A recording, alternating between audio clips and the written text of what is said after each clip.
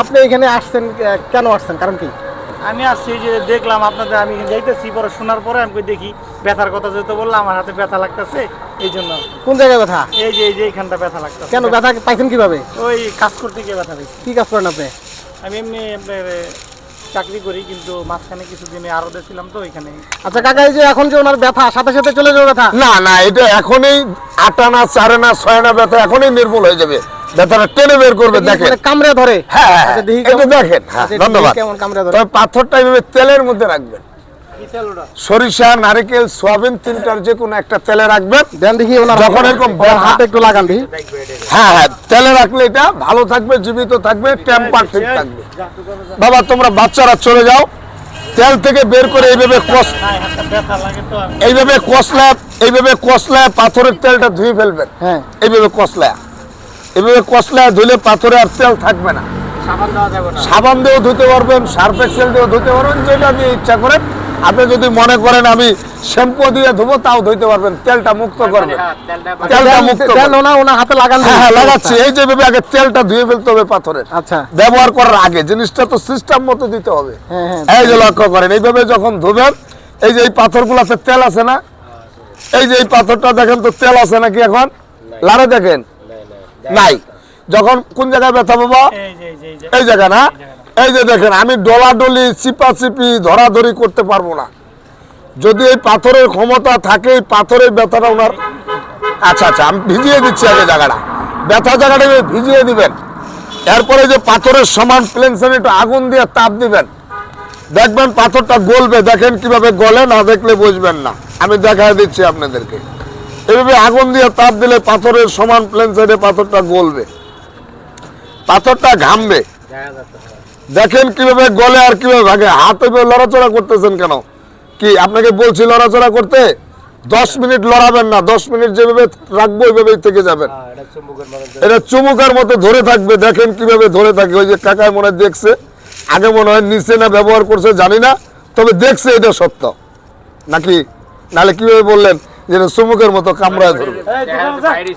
এই যে একটা ঘাম বাড়িছে না, এটা কিন্তু আগুন দিয়ে তাপ দিচ্ছি, গরম। বাবা সোজা হোক, মানে এটারে আপনি তাপ দিয়ে গলাইলাম। এই গরমটাকে ঠান্ডা করবেন প্রাকৃতিক বাতাস বা ফ্যানের বাতাসে, মুখের ফুয়ে না। বলবেন মুখের ফু দিলে তো তাড়াতাড়ি ঠান্ডা হবে। চুপ থাকবেন। মুখের ফু দিলে তো তাড়াতাড়ি ঠান্ডা হবে। মুখের ফুয়ের মধ্যে কার্বন ডাই অক্সাইড আছে, এটা ব্যবহার করবেন না। ওইটাও এক ধরনের বিষ। লাড়াচাড়া দিলেই ঠান্ডা হবে। ঠান্ডা হওয়ার পরে ব্যথা জায়গার মধ্যে পাথরটা খালি এইভাবে বসায় দিবেন, কুসুম কুসুম গরম, যে গরমটা উনি সহ্য করতে পারবে। এইভাবে যদি পাথরটা ব্যথা খাওয়ার ক্ষমতা থাকে 30 সেকেন্ড, সর্বোচ্চ 1 মিনিট, এর মধ্যে যোগের মতো চুমুকের মতো কামড়ায় ধরবে। ব্যথা টানতে টানতে যখন আর টানতে পারবে না, পাথরটা একাই ছিটকে পড়ে যাবে। এরপরে পানির মধ্যে দিয়া ভালো করে ধুইয়া, পানিটা কাপড় দিয়ে মুছে আবার তেল বা তৈলের মধ্যে রাখতে হবে। তাকান দেখেন, আপনাদের মধ্যে আরেকটা রোগের নাম বলে দেখেন তো আছে নাকি? রোগটা মানুষের পায়ের তলে হয়। কয়েকদিন পর পর বেলেট দিয়ে কাটেন, না কাটলে খালি পায়ে হাঁটা যায় না। গ্যাস, ভাসি, কাটাগাড়া, শালগাড়া, হালগাড়া, কেউ বলে মাছ কাটা। আছে আপনাদের মধ্যে কারো? না না, ভয় করবেন না। আপনার কাছে কি টাকা পয়সা চাইছি? আপনার কাছেও টাকা পয়সা চাবো না। আরাম ভালো করার মালিক আল্লাহ। যদি উনি আরাম ভালো আপনাকে করে, তাহলে একটু ওনার শুকরিয়া আদায় করবেন। পাথর নিলে টাকা দিয়ে নিতে হবে, নিবেন না। জোর করবো না, সার দোলাভাই বলবো না, কিরা কসম কাটবো না।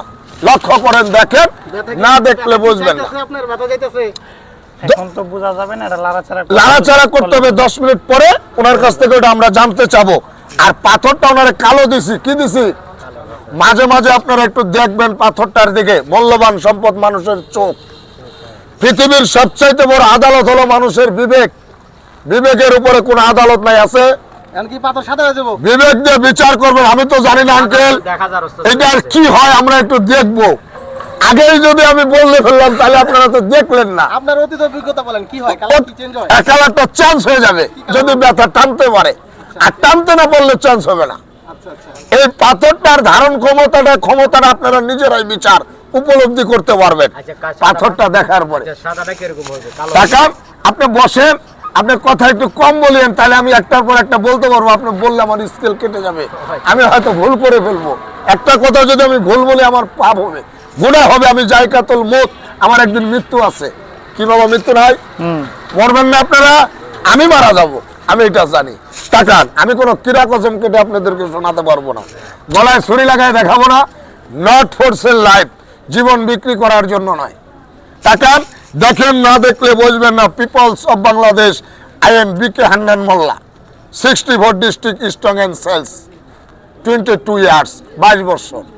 কোনো কিরা কসম জানি না, গলায় ছুরি লাগায় দেখাতে পারবো না, সম্ভব না। তাকান, দেখেন এই পাথরটা কি হয় একটু দেখবেন। আর অনেকে ভাবতেছেন এই পাথরটা দিয়ে আমরা কি করবো, এই পাথরটা দিয়ে মানবদের 2-3টা রোগ ভালো হবে। ভালো হওয়ার পরে যদি আল্লাহর শুকরিয়া আদায় করে বাকি জীবনে হবে না। বলবেন কি রোগ?